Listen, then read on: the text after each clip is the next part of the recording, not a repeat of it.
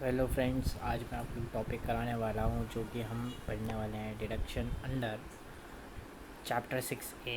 उसका section 80C पढ़ने वाले हैं। ठीक है, 80C section is like very important section, क्योंकि ये बहुत जनरल लाइफ टर्म में भी यूज़ होता है। अगर आप इसे पढ़ोगे तो आपको पता चल जाएगा। तो 80C की बात करते हैं। इसकी मैक्सिमम जो डिडक्शन आपको मिलती है वो होती है 1,50,000 की, जो मैक्सिमम डिडक्शन मिलती है ये 1 लाख। तो ये कुछ सर्टेन पेमेंट्स होते हैं, उसके लिए हमको ये डिडक्शन मिल जाती है। डिडक्शन कैसे मिलती है आपको पता ही होगा। आप GTI निकालते हो तो आपके GTI में से डिडक्ट हो जाती है। सर्टेन एक्सपेंसेस हम इसमें से डिडक्ट कर पाते हैं। तो इसमें से कुछ आता है contribution in unit link insurance plan 1971 और unit link insurance plan LIC mutual plan. आप इसके पास नाम याद कर लीजिए, वो इनफ है। Respect of LIC life insurance policies उसके ऊपर मिल रहा है। और ये यहाँ पर काइंड ऑफ इम्पोर्टेंट सेक्शन आ गया है। कौन सा है?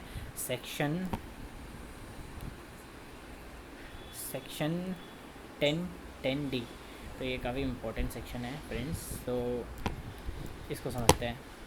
So it's like in respect of the policy issued before 1/4/2003, जो लाइफ इंश्योरेंस पॉलिसीज़ है इशू हुए हैं 2001 अप्रैल 2003 से पहले, उन सब के लिए सीन ये रहता है कि भाई जो भी उसके अंदर हमें इनकम रिसीव हुई है, कह सकते हो लाइफ इंश्योरेंस पॉलिसी जो भी हमें पेमेंट रिसीव हुई है वो जो होती है एग्जेम्प्ट होती है। उस टाइम पे 2003 के टाइम पे तब गवर्नमेंट इसको प्रमोट कर रही थी, तो इसलिए काफ़ी चीज़ें एग्जेम्प्ट है। So it was exempt. और उसके अलावा 80C पे भी हमको यहाँ पर प्रीमियम पे करने पे, ये क्या है रिसीव होने पे और ये क्या है पेमेंट पे। तो प्रीमियम पेमेंट करते वक्त इसमें भी हमें 20% का हमें क्या मिल जाता है, 20% का हमें डिडक्शन मिल जाता है। किसका? Actual capital sum assured. तो हमने जितना भी कैपिटल सम को अश्योर करा है, जिसके ऊपर भी हम प्रीमियम भर रहे हैं, जो हमारा मेन प्रिंसिपल अमाउंट है, उसका हमें 20% जो होता है डिडक्शन मिल रहा है। फिर आगे जाते हैं। आगे है हमारा 1/4/2003 से लेके 31/3/2012। तो इसमें आगे काफ़ी कह सकते हैं LIC पॉपुलर होने लग गया था। सो गवर्नमेंट ने अपने प्रोविजंस थोड़े चेंज कर दिए। तो 80-10-10D जो है कैसे चेंज करा। सो जो सम रिसीव हुआ है अंडर लाइफ इंश्योरेंस पॉलिसी तो एग्जाम्प्ट है। However exemption would not be available premium for any of the year during the term of policy exceeding 20% of actual sum assured. So इसने बोला कि जो मिलेगा वो एग्जाम्प्ट होगा टिल कहाँ तक? अपर लिमिट है 20%। जो एक्चुअल सम अश्योर्ड है उसका 20% तक जो तुम्हारा सम रिसीव्ड सम है वो तुम्हारा एग्जाम्प्ट है। और यहाँ प्रीमियम के इसमें लिखा हुआ है, जो प्रीमियम पेमेंट है उसमें सेम है 20%। सो अब हम आगे चलते हैं 2012 से 13 पे। 12 से 13 पे ये क्या है कि इसमें इसी 20% लिमिट को 10% कर दिया। यानी कि अब जो तुम्हारा अपर लिमिट है ना वो 20% से हट के 10% हो गया है। किस चीज़ के ऊपर? सम रिसीव्ड के ऊपर, कि जो तुमको सम रिसीव्ड होगा वो अब तुम्हारा 10% तक तुम्हें इसकी एग्जेम्पशन मिल जाएगी तुम्हारी इनकम में। ठीक है, उसके बाद हम प्रीमियम पेड की बात करते हैं तो 10% हो गया। पहले कितना था? 20% था, लेकिन 2012 से 13 तक के बीच में इसको चेंज कर दिया और ये हो गया है अब 10%। ठीक है, अब हम इसके थोड़ा और आगे चलते हैं। काइंड ऑफ सिमिलर है ये भी, बट इसमें एक नया पॉइंट ऐड कर दिया गवर्नमेंट ने 2013 के बाद। 1 अप्रैल 2013 के बाद इसमें जो रिफर्ड पर्सन है, डिजीज़ पर्सन है 80U के अंदर। 80U अगर आप देखेंगे तो 80U में कुछ स्पेसिफाइड डिजीज़ के बारे में बात करी हुई है, लाइक 75%, 100%, राइट। तो उन डिजीज़ के ऊपर जो होता है आपको डिडक्शन मिल जाती है जो 80U में स्पेसिफाइड है। तो अगर आप डिज़ीज़ है आपको तो आपको 15% जो है उसकी आपको इनकम से एग्जेम्पशन मिल जाएगी।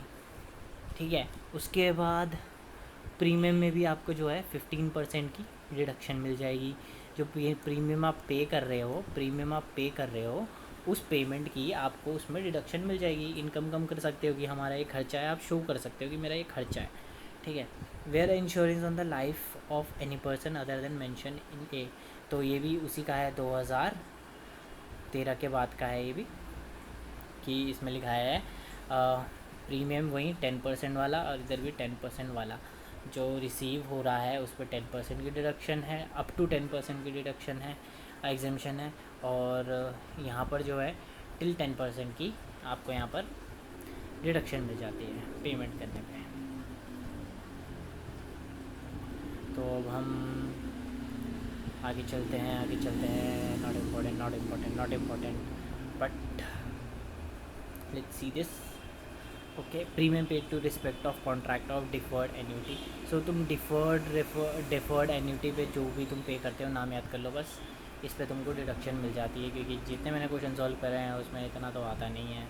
Okay, any sum deducted from the salary payable of government employ और securing a deferred annuity. Any sum deducted from the salary payable of government employee from security deferred annuity. So annuity के लिए जो भी salary में से amount deduct कर रहा है आपको, उसके लिए भी 80C की डिडक्शन मिल सकती है। मतलब मेन अभी याद कर सकते हैं कि सिक्योरिटी पे इन्वेस्ट हो रहा है, डिफर्ड एन्यूटी की सिक्योरिटीज़ पे वो इन्वेस्ट कर रहा है। SPF RPF वगैरह पे भी अगर आप इन्वेस्ट करते हो तो आपको इसकी डिडक्शन मिल जाती है। आगे चलते हैं।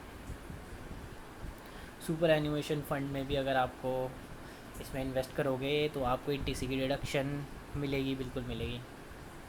सुकन्या समृद्धि अकाउंट एक अकाउंट होता है जो specially female childrens, small childrens के लिए बनाया जाता है, इंडियन गर्ल्स के लिए, चाइल्ड्स के लिए बनाया जाता है, ठीक है। तो अगर आप इस पे इन्वेस्ट करते हो तो आपको इसकी डिडक्शन भी मिल जाती है। तो मैं इसमें आपको एक और चीज़ बोलूँगा कि इसे अंडर सेक्शन 10 के अंदर इसको एग्जामिशन भी मिली हुई है। अगर उस इनकम को सेक्शन 10 के अंदर एग्जामिशन मिली हुई है तो 80C के अंदर उसको डिडक्शन भी दे दिया गया है। तो eventually the amount is not taxable, चाहे आप उसको पे कर रहे हो, चाहे आप उसको उससे इनकम गेन कर रहे हो। अब आते subscription to national saving certificate. तो नेशनल सेविंग सर्टिफिकेट एक स्कीम होती है, अगर आप उस पर करते हो इन्वेस्ट तो तब भी आपको डिडक्शन मिल जाती है। अप्रूव एनुअल फंड पे भी डिडक्शन मिल जाती है। यूटीआई मिले तो भाई तुम लोग डिडक्शन दे देना, इन्वेस्टमेंट हो तो डिडक्शन। बेसिकली अगर इन्वेस्टमेंट की बात करिए तो तुम्हें 80C पे उसको डिडक्शन देना पड़ेगा। और याद रखना कि मैक्सिमम डिडक्शन कितनी है, 1,50,000 की है मैक्सिमम डिडक्शन है। मैक्सिमम डिडक्शन 80C की नहीं है, सिर्फ 80C की जितनी भी फैमिली है तुम्हारी जैसे हो गया 80C, 80C CC, 80C CD, तो ये सब जो फैमिलीज़ है 80C की, उन सब पे आपको डिडक्शन मैक्सिमम, आपको ये वाला 1,00,000 का अमाउंट मैक्सिमम जो है डिडक्शन इतना ही मिलेगा इस अमाउंट पे, ठीक है। So contribution to national housing plan, national housing bank जो भी है, इस चीज़ के ऊपर भी आपको डिडक्शन मिल जाता है नेशनल हाउसिंग बैंक के ऊपर, ठीक है। हाउस बनाने के लिए होता है आई थिंक। तो सब्सक्रिप्शन नोटिफाइड डिपॉजिट स्कीम पे भी आपको डिडक्शन मिल जाता है। ओके, ये मेरे को थोड़ा इंपॉर्टेंट लगता है। Payment to tuition fees and university college और एजुकेशन है मैक्सिमम 2 चिल्ड्रन, ठीक है। तो होता ये है कि अगर आप ट्यूशन के लिए पेमेंट कर रहे हो, ठीक है, ट्यूशन्स के लिए पेमेंट कर रहे हो, और अब मैक्सिमम 2 चिल्ड्रन का आप जो भी ट्यूशन के लिए पेमेंट कर रहे हो उसका आपको डिडक्शन दे दिया जाएगा। यानी कि जो पेमेंट कर रहे हो उससे आपका GTI कम हो सकता है, ताकि इवेंचुअली आपकी टैक्स लायबिलिटी कम आए। तो यदि अगर आप पेरेंट्स हो, अर्निंग पेरेंट्स, सैलरीड पेरेंट्स, तो आप अपने बच्चों का दिखा सकते हो कि भाई मेरे बच्चे एजुकेशनल इंस्टीट्यूशन में जा रहे हो। एक ऑफिशियल इंस्टीट्यूट होना चाहिए, जैसे लिखा है university, college, school and other educational institution with in. ये तुम्हारा ट्यूशन नहीं होना चाहिए, जो कि अनऑफिशियल ट्यूशन्स होते हैं वो नहीं होना चाहिए। तो उसका आप डिडक्शन ले सकते हो अपनी GTI में से। Housing loan including stamp duty, registration fee and other expenses, तो इसका भी आपको डिडक्शन मिल जाता है। जो भी आप स्टैम्प ड्यूटी पे कर रहे हो, registration fee, other expenses, as in the heading, इसकी ज़रूरत नहीं है। डिडक्शन तो certain equity shares, certain unit of mutual funds, 5 year deposits. 5 year deposit जो होता है उसके लिए भी आपको 1,50,000 की डिडक्शन मिल जाती है मैक्सिमम। ठीक है, पोस्ट ऑफिस का भी पॉइंट था इधर शायद इसका। नबार्ड के अंदर आप इन्वेस्ट करते हो, बॉन्ड्स और NABARD, I mean 5 year post office, ये भी सेम उसकी तरह 80 मिल जाता है। सीनियर सिटीज़न सेविंग स्कीम, इसके अंदर डिडक्शन मिल जाती है। Contribution additional NPS, national pension scheme, इसमें भी मिल जाती है। एंड ख़त्म। ठीक है, तो बेसिकली अगर मैं बोलूँ तो जो भी इन्वेस्टमेंट होती है, जो भी आपको इन्वेस्टमेंट दिखे क्वेश्चन में, तो आप उसको बोल सकते हो कि आपको मिल रही है 80C की डिडक्शन।